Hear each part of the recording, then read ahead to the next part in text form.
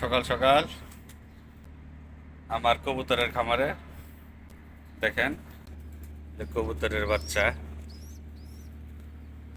আমার শখের কবুতরের বাচ্চা। বাচ্চাগুলো আসলে খুব দুঃখের বিষয়, খাওয়ার জন্য নেওয়া হচ্ছে।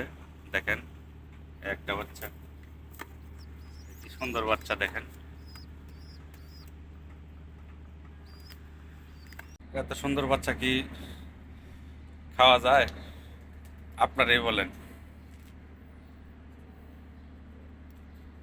কবিতরের বাচ্চা, কবিতরের বাচ্চা। কি করবা এগুলা? পারবো। পালবা? হ্যাঁ। খাবা না? না, না।